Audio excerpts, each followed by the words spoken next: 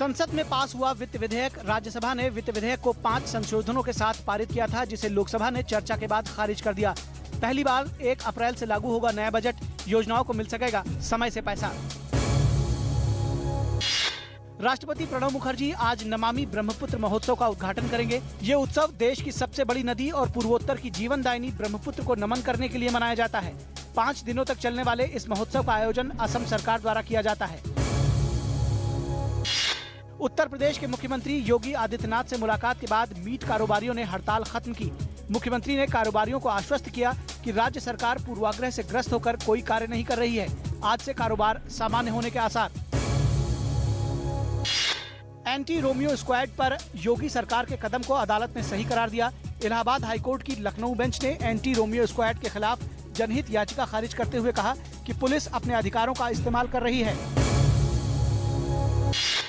GST कानूनों को अंतिम रूप देने के लिए आज होगी जीएसटी काउंसिल की बैठक। जीएसटी काउंसिल में ज्यादातर मुद्दों पर सहमति बन चुकी है। अन्य बचे हुए मुद्दों पर बैठक में होगा विचार विमर्श। संसद से जीएसटी विधेयकों को मंजूरी के बाद राज्यों से भी इन्हें पास कराने की है तैयारी। ट्रिपल तलाक के मुद्दे पर सुप्रीम कोर्ट ने 11 मई को अगली सुनवाई तय की। सुप्रीम कोर्ट ने संवैधानिक पीठ का किया गठन। शीर्ष अदालत ने मामले की पिछली सुनवाई में सभी पक्षों से जवाब तलब करते हुए मुद्दे निर्धारित करने को कहा था।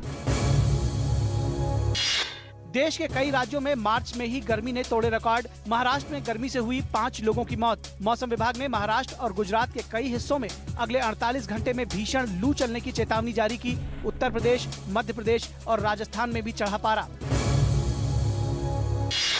केंद्रीय सड़क परिवहन मंत्री नितिन गडकरी ने कहा है कि BS3 वाहनों की बिक्री पर उच्चतम न्यायालय द्वारा कल से लगाए जाने वाले प्रतिबंध का जिन वाहन निर्माता कंपनियों पर असर पड़ा है, सरकार उनकी सहायता के लिए कानूनी रास्ता तलाशेगी। हिमाचल प्रदेश के मुख्यमंत्री वीरभद्र सिंह को दिल्ली हाईकोर्ट से झटका लगा है।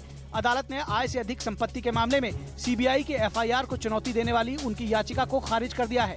CBI ने वीरभद्र के खिलाफ 2009 से 2012 के दौरान केंद्रीय इस्पात मंत्री रहते हुए कथित तौर पर 6 करोड़ की संपत्ति इकट्ठा करने का मामला चलाया है।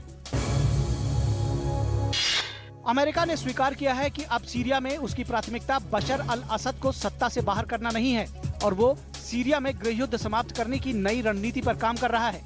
संयुक्त राष्ट्र में अमेरिका की राजदूत निक्की हेली ने अपने ही लोगों के खिलाफ सीरियाई राष्ट्रपति के कथित अत्याचारों की भर्त्सना की, लेकिन साथ ही ये भी जोड़ा कि अमेरिका असद पर अपना ध्यान केंद्रित करने के बजाय सीरिया का राजनीतिक समाधान तलाश रहा है। दक्षिण कोरिया के अपदस्थ राष्ट्रपति पार्क ग्विन-हे को गुरुवार को गिरफ्तार कर लिया गया। अदालत के एक प्रवक्ता ने बताया कि पार्क को भ्रष्टाचार और सत्ता के दुरुपयोग के मामले में गिरफ्तार किया गया है। इसी मामले की वजह से पार्क को राष्ट्रपति पद से भी बर्खास्त किया गया था।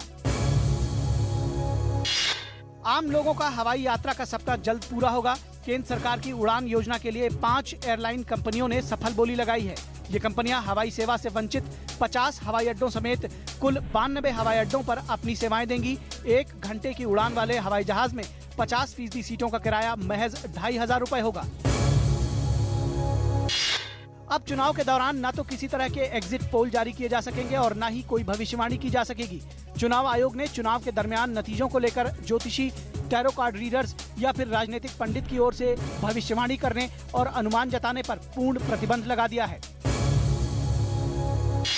प्रवर्तन निदेशालय ने सारथी बाबा के नाम से मशहूर संतोष कुमार राउल की 11 करोड़ 40 लाख रुपए की चल अचल संपत्तियां जब्त की। सारथी बाबा फिलहाल जेल में है। उसके खिलाफ यह कार्रवाई ओडिशा पुलिस की क्राइम ब्रांच की तरफ से कटक की अदालत में चार्जशीट दाखिल किए जाने के बाद की गई है। इंडिया ओपन सुपर सीरीज के क्वार्टर फाइनल में आज बेहद रोमांचक मुकाबला। स्टार शटलर साइना नेहवाल और PV सिंधु होंगी आमने सामने। पुरुष एकल वर्ग में समीर वर्मा भी पहुंचे क्वार्टर फाइनल में।